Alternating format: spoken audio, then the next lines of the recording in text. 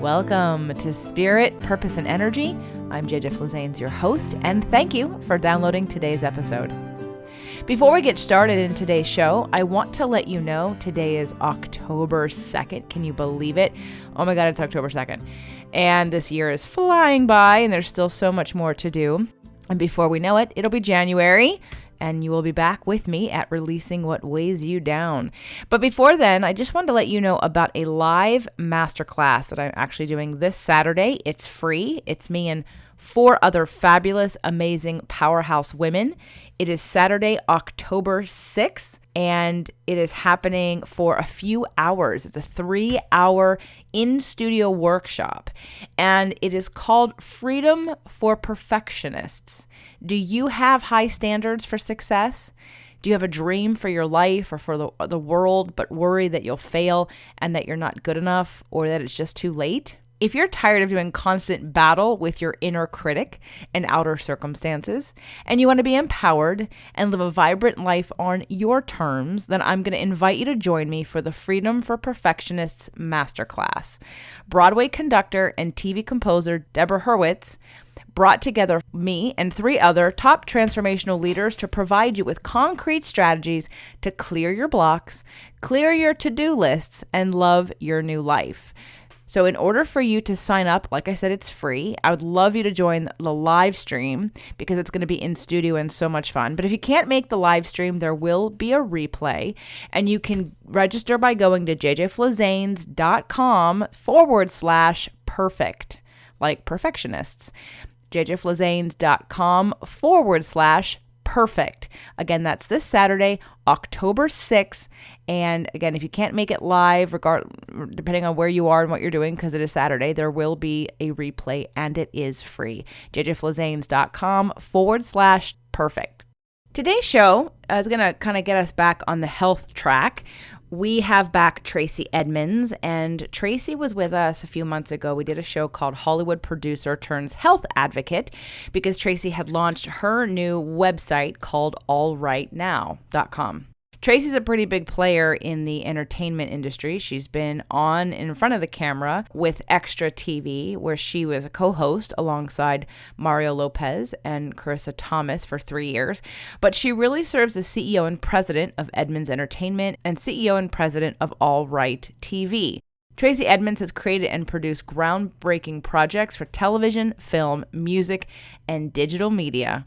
She's a Stanford grad. She has served on the board of governors for the Producers Guild of America, where she chaired the Guild's annual Celebration of Diversity Gala for 3 consecutive years. And since recording the first episode, Tracey and I have actually become friends and have recorded a few shows together on different people's podcasts, including what's going to be coming out soon on the Food Heals podcast.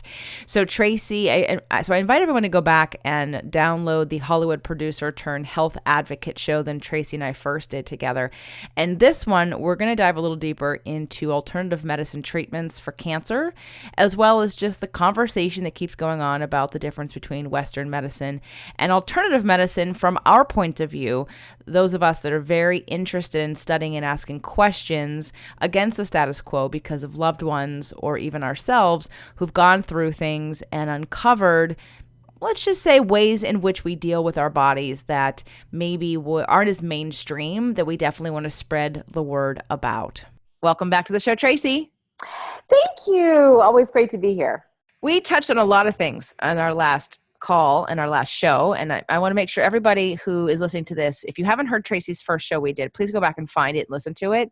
It was awesome, and we touched on all these different topics, and I want to go a little deeper in some of the things that we touched on and got excited about but sort of ran out of time for.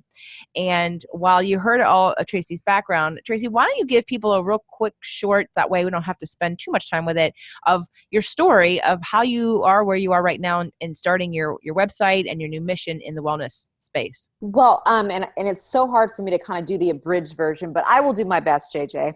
So for those of you that don't know me, my background is in entertainment. And so I've been a TV and film producer for the last, 25 years. Wow. And I was also an on-camera personality. I co-hosted the TV show Extra. But what most people do not know about me is that I have been on a health and wellness and spiritual journey for the last, oh my gosh, I would say since I was about 22 years old.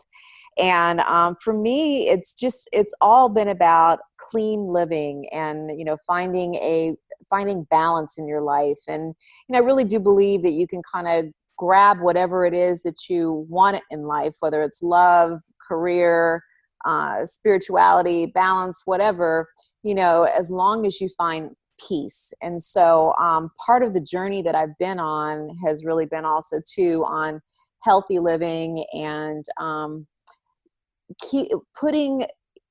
feeding your body and treating your body as a temple, and putting good stuff in your body, and believing that when you do so, it's about, preventative health, and, it will keep disease away, and it will keep illness and ailments away, like if you really, really treat your body right. And so I began that journey, JJ, when I was about 22 or 23 years old. My father had quadruple bypass heart surgery, and he had 4 clogged arteries. And, I'm a young kid, eating junk food all the time and fast food and everything. And I really didn't know much about health. And so I remember asking the doctor, well, how do your arteries get clogged? How does this happen? How did this happen to my dad? And so he started explaining to me about, like if you, eat things that have a lot of cholesterol, a lot of processed foods, they're bad for you, and they can clog your arteries and all that kind of stuff. And so,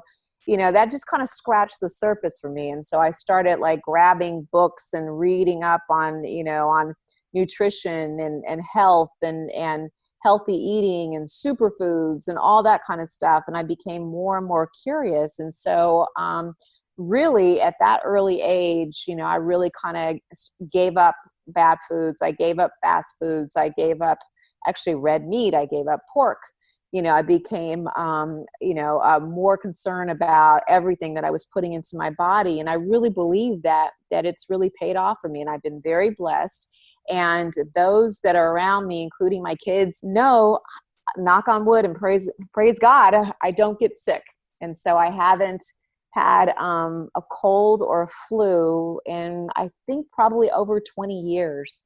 And, all the digestion issues that I used to have as a kid where, I'd feel bloated and, get a stomach ache and heartburn after eating and stuff. I don't have any of those anymore because I'm putting really great things into my body and stuff. And so, all that to say, I just really believe that if we really, really watch what we're putting into our body and feed our body with good things, we can really prevent, disease and a lot of illnesses and ailments.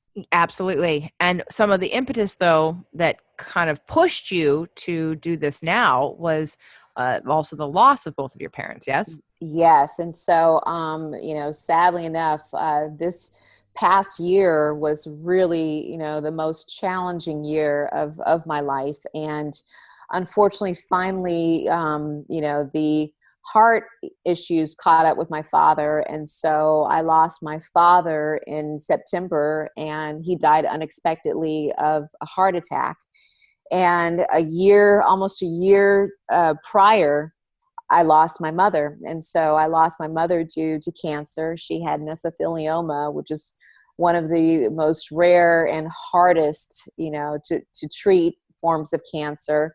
And she also had 2 blood diseases at the same time that we were fighting. She had a red blood cell disease and a white blood cell disease. And so, I went on a journey with her for about 2 years where, I was just kind of by her side, and searching the world for cures and for help for her and stuff. And so I learned a lot along the way about cancer, as part of that journey. And so all that to say is that, yes, it's been a really, really challenging year. And so, having gone through that experience and losing, both of my parents, it really felt like, it was time, for this next chapter in my life, which is to share what I've learned, with as many people as I can about health and wellness and balance and taking care of yourself. And so I launched this website January 1st, and the website is really about, sharing tools with everyone so that they can be their best selves. Oh, I'm so sorry. And I said this in last show. I'm so sorry to hear that, because I can't even imagine that, the loss. And I know that the loss, though, has empowered you and pushed you to serve in a greater way, which is why you created All Right Now. And while I wouldn't wish that on anyone, or, but as life cycles, we have that. It creates meaning in our pain to then help and be even more dedicated to the mission of helping other people. And so that was a lot of what we talked about in the first show with Tracey. And I wanted her to share that with you, for those of you that haven't heard her first show. Yes. And one of the things that we did talk about that I want to dive into deeper today, there's a balance between two things, practical versus spiritual. And the practical side, like I said, neither one of us are physicians, but because you have been so interested for so long, and you've been a student, and you've asked questions, and you've been able to have the resources and the time to focus on your parents and what they were going through and ask questions. You had mentioned in the previous show about pharmaceuticals, and that you have all that you have learned, that you would basically want to make it so that you never needed to take any kind of pharmaceutical drugs ever. And you prefaced it by saying, I don't know how you feel about this, JJ, which most of the people who listen to my show know I'd be very much with you on that. And I am. And so what it was great. And so I want to go down that path a little bit. And I want you to share with us what you learned, because we're just sharing information. And again, neither one of us are physicians. And so, but the great thing about today's day and age with the internet is we have access to learn things. So it's not just in the medical book that a doctor has. I mean, most of the doctors I've had on my show are the first to tell me that you never learn about nutrition as a physician. But most of you out there listen to your doctor when they tell you what to eat. But they're not nutritionists, and they didn't study nutrition in their medical practice, in their medical degree. They had one semester, if that, of nutrition in all of their training. But because they're a doctor, we give them all this power as if they know everything about everything. And it's just infuriating. And even then, doctors, like people in a class, can not be that good or not that smart. You can still become a doctor and not really be all that inclusive, and be very specialized, so much so that you don't take into consideration all the other factors that go into certain things.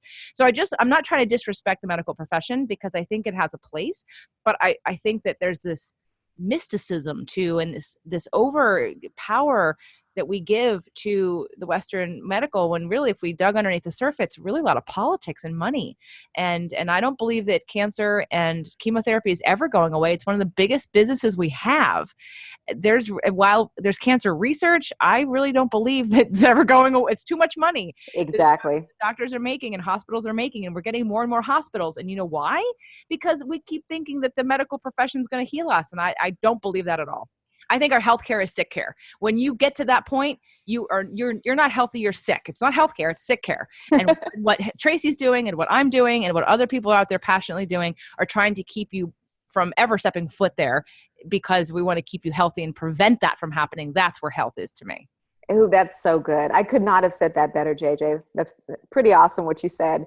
I mean, just to add to what to what you're sharing, you have to go back and you have to look at ancient cultures, right?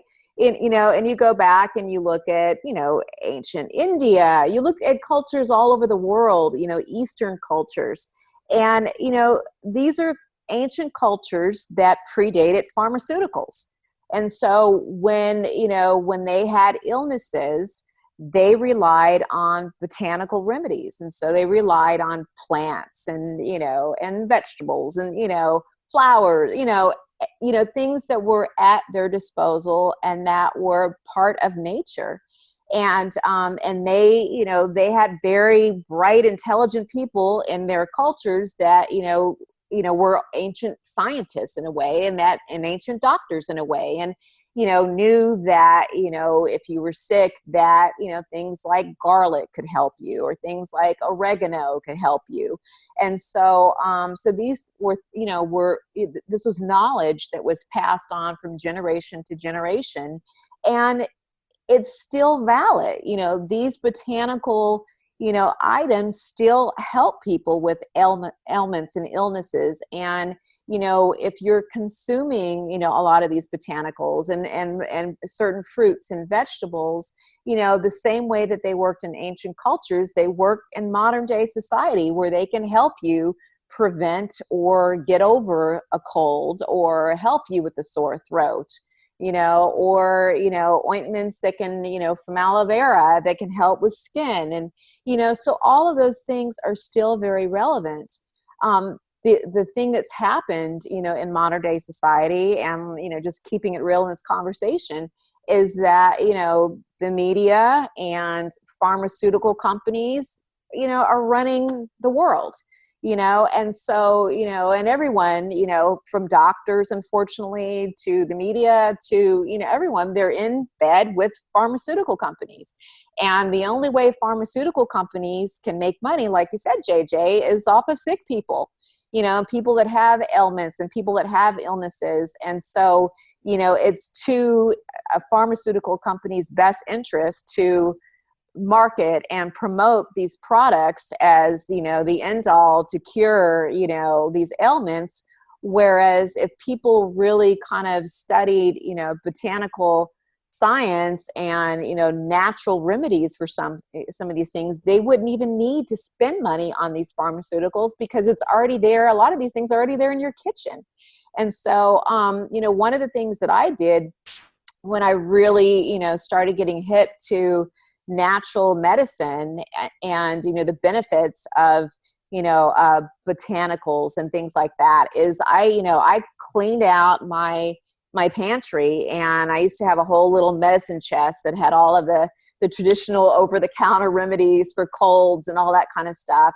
And so I had, quite a bit of that stuff. And so, because I was using it on, even on my kids and stuff, but I cleared out all that, and I replaced it with things like, oregano oil, garlic oil, turmeric, botanical healthy remedies for all of these things. And, and I, got my kids into that, as well. And so the second I'd see them starting to, look like they're getting a cold or a flu, we've got, echinacea and, garlic, and, we're doing all of that and implementing all of that into their system, as opposed to, these over-counter, pharmaceutical items that really have a lot of bad side effects and really put a lot of bad chemicals into your system.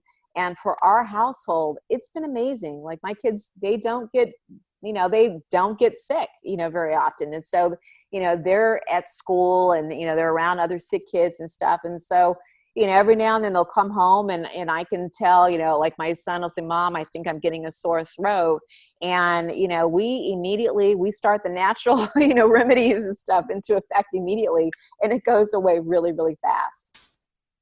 What were some of the things that you learned specifically about, like, when your parents were dealing with their illnesses and then in their decline? Well, I mean, sadly enough, when my mom had, cancer and stuff, and again, she had probably if not one of the hardest forms of cancer to cure, that being mesothelioma. And so even if we had wanted to go down the chemo route, which we didn't, or radiation route, which we didn't, those two treatment forms do not help mesothelioma at all. So I really just kind of started, like, researching and reading and talking to doctors all over the world about mesothelioma, but also about cancer, and so I started, like, learning a lot of things. And one of the things I think, JJ, that we may have touched on, last time, just for a hot second, but we can go a little bit deeper into it, is, sugar, actually, causes cancer to grow.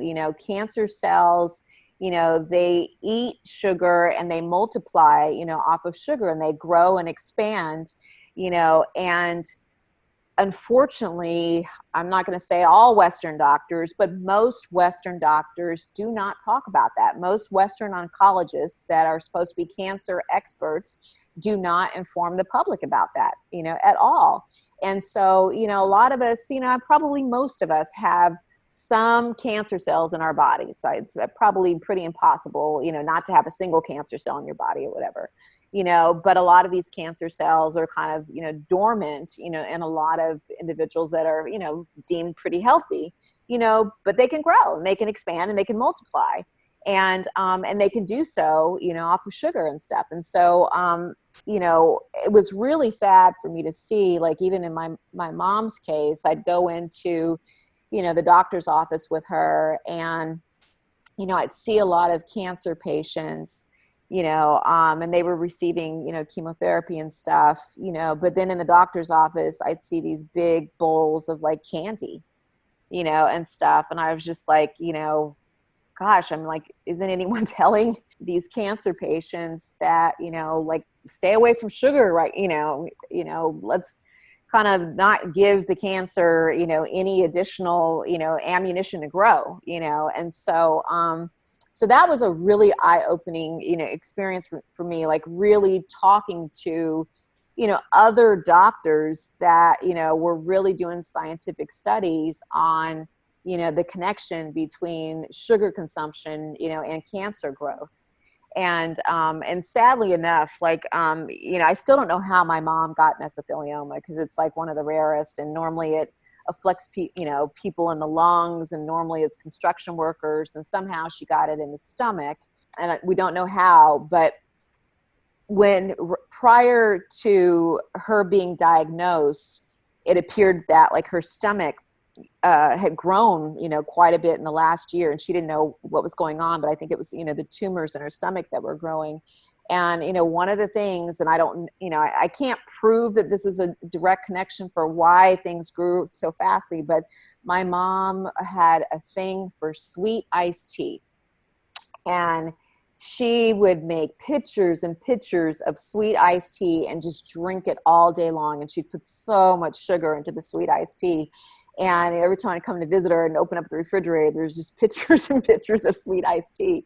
And I know, especially, the year or two before she was diagnosed, I know she was drinking tons and tons of sweet iced tea. And whether that caused things to grow or not, I don't know. But, that is one of the things. And so, in my household, we really try to implement a low sugar diet. And so, I mean, there's other alternatives nowadays for, things, that are other natural ways to make things taste sweet, like stevia and some other things. And so, anyway, so that's one of the biggest things that I learned. And also too, I believe that there are a lot of practices that are and treatment forms that are available outside of the United States that are actually showing, some positive results in the form of treating cancer and diminishing tumors.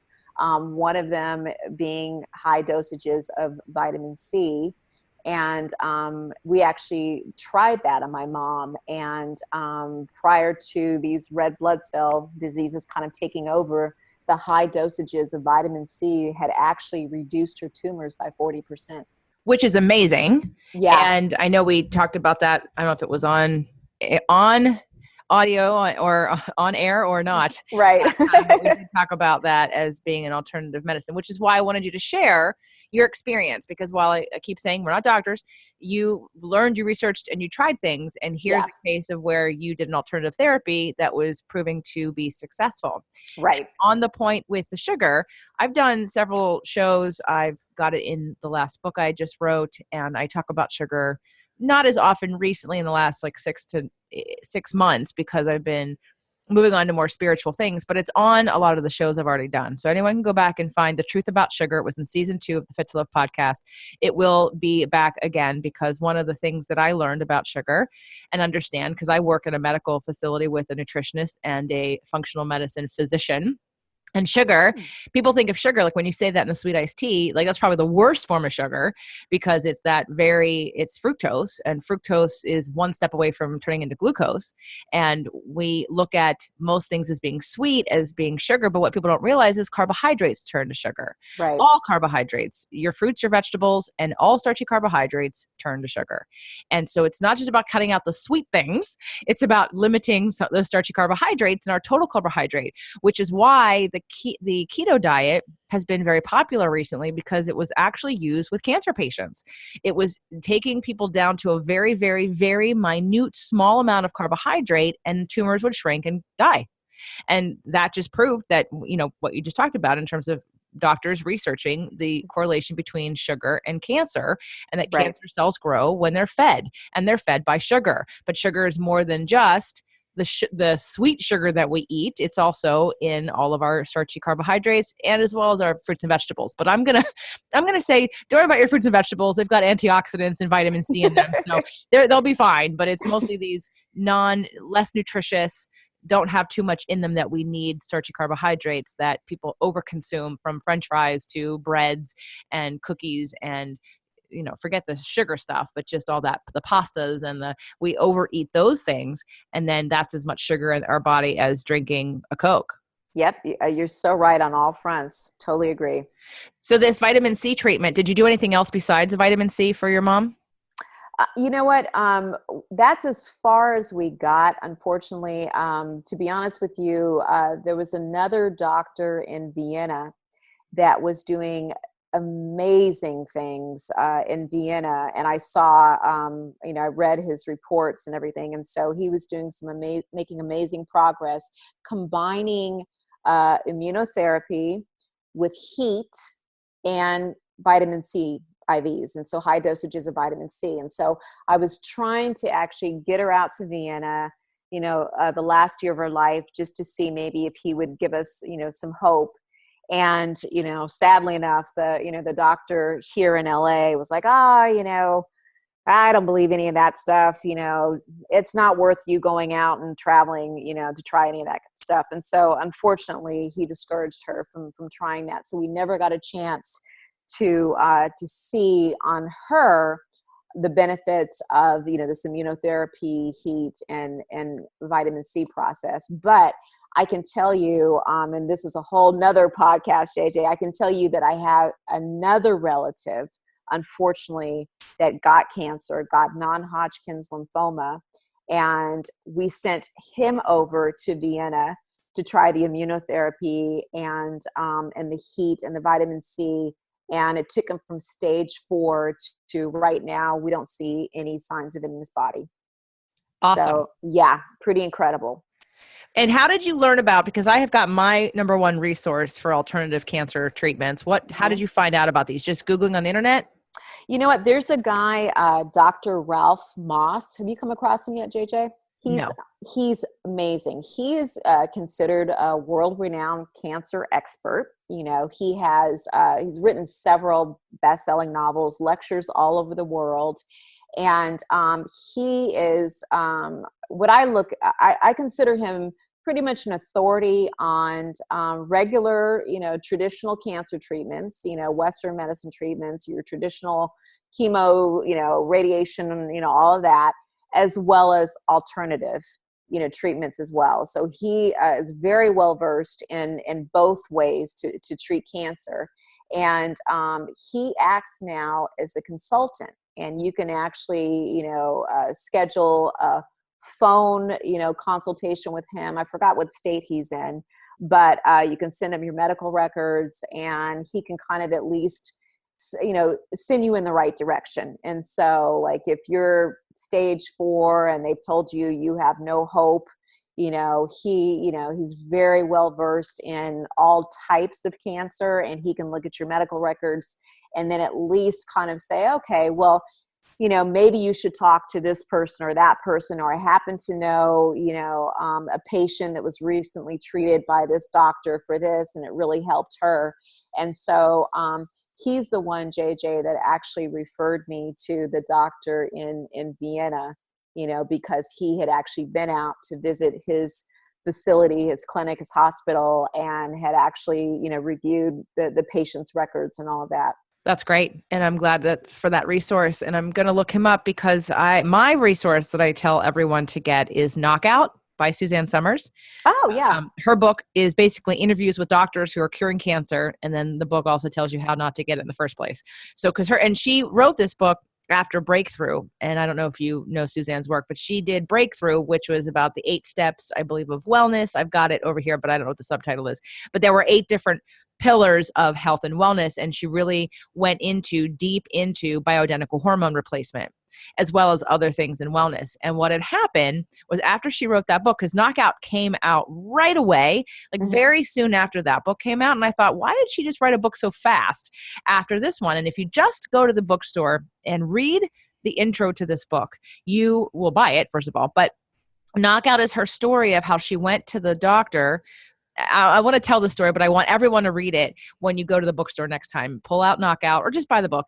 It's such a great story because she couldn't breathe. Like something happened. She was gardening and all of a sudden she couldn't breathe and her chest was constricted. And she went to the hospital and they scanned her and they said, oh my God, you have cancer in all of you. Wow. Now, there's probably no one, I mean, I'm pretty good, but there's probably no one more organized about her health, her labs, and her appointments than Suzanne. So she's like, how can that be? Like, I just got tested and I'm clear, I'm good, everything's great.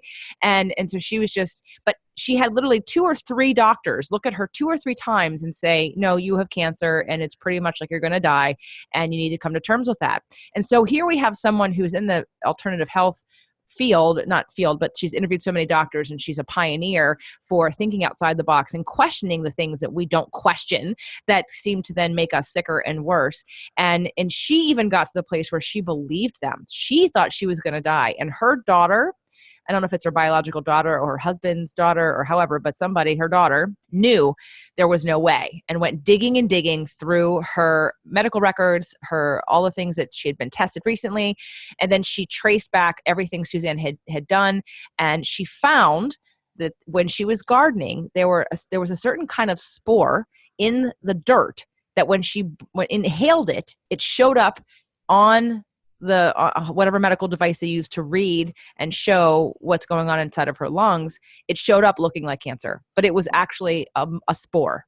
Wow. And these doctors had her prescribing her medications, serious medications, like that will kill her adrenals. They were like really, really damaging drugs. And so this book came out so fast because she had this thing happen and thought, holy cow, if I can be scared into thinking I have cancer and I've got 3 doctors who just told me I had cancer and I think I'm going to die and they're wrong, dead wrong. And she almost took that medication. That's why she came out with this book, because she needed to get this information out ASAP so that she could empower people to ask more questions. And because otherwise she'd be her trajectory would have been much different. And she would have lost bone and lost hair and lost muscle and gone down a really dark, I mean, she wasn't going to take all the drugs.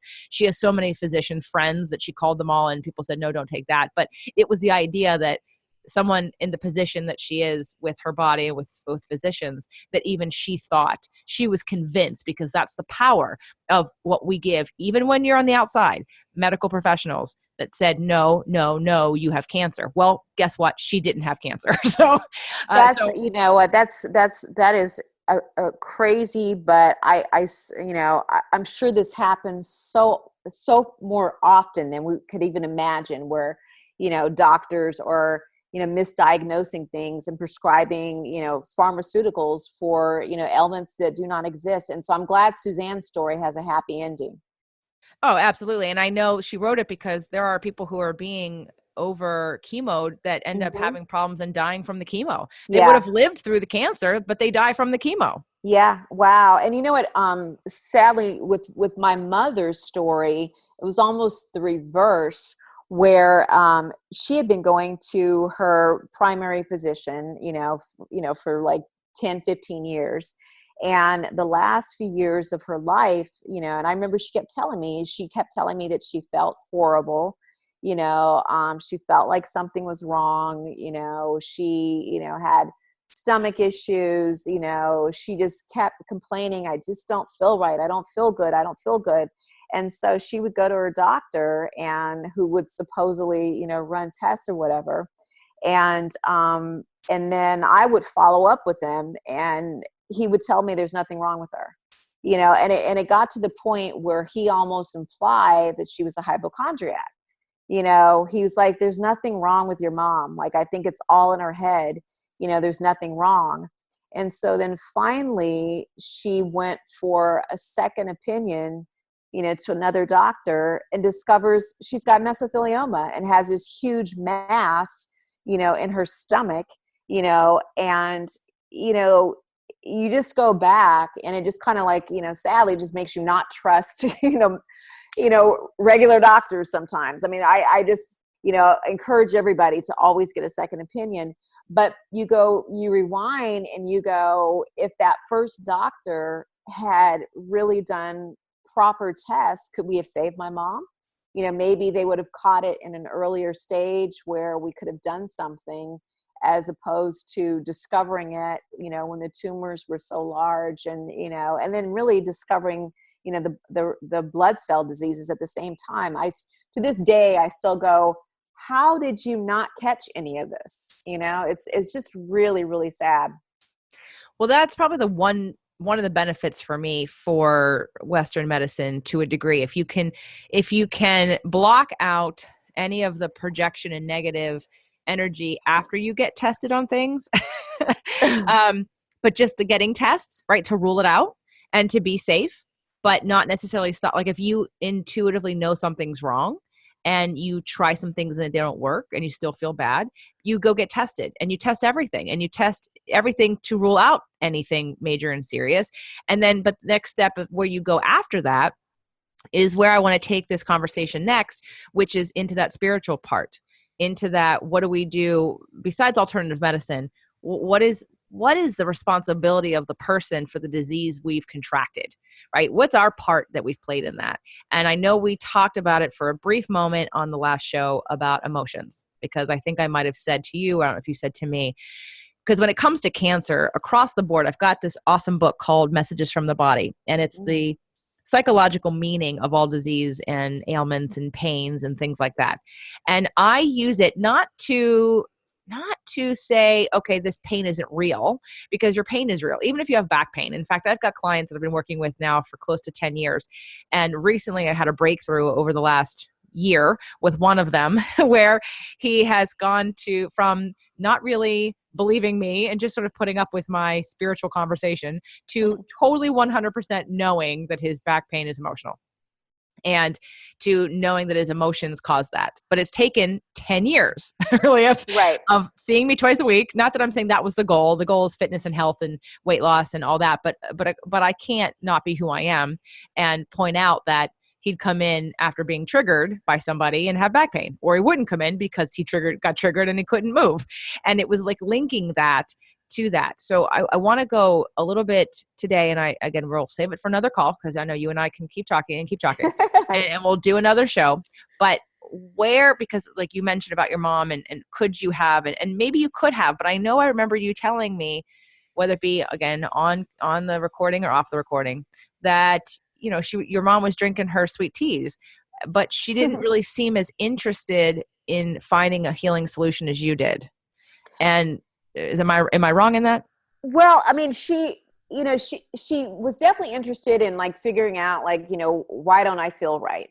But there were things, because I had been on this health and wellness journey, again, since my early 20s and stuff. And so, I've hit the 50 mark, now. And so it's been, a couple decades of, of this health and wellness journey. And so wait a minute, hold the phone. I'm sorry. You look like you're 30. So if anyone hasn't seen Tracey, go right away to allrightnow.com because she looks 30. So if there's any poster child for natural living, it's Tracey. I love you. You know what? And it's like the older I get, the more I hate saying my age, but I'm like, okay, I just got to like own the fact that I am getting older. And that's the one last little hurdle I got to get over. Like, okay, just own the fact I'm getting older, and just be cool with that, which I'm just, trying to just kind of be cool with, just living in the now. So.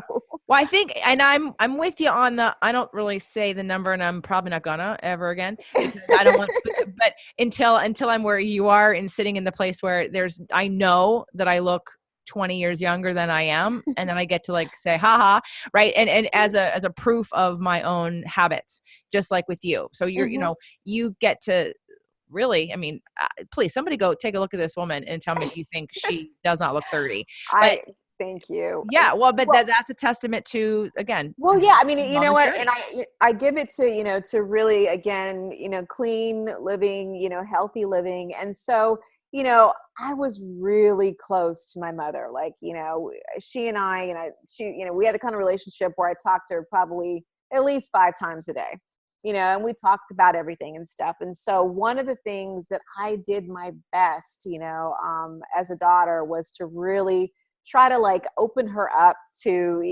the idea of healthy eating and preventative, health care and, all that kind of stuff. And so could never, establish a connection there and stuff. And so like, she was very old school. My mom was from Houston, Texas. And so she loved her soul food, her fried foods, her, banana puddings and, all that, her sweet tea, and so, so we could never kind of get her on that path and stuff. And so she had people who know my mom, she's beautiful, but her weight would kind of fluctuate and go up and down and stuff. And, and then when it went up and she wanted to lose weight, unfortunately she tried those quick fixes and stuff and the, diet pills and all that kind of stuff without even really paying attention to what was in those diet pills and stuff. And so, we would have those like conversations where I was like, Mom, stop, come on, don't put that in your body and stuff. And she'd be like, leave me alone.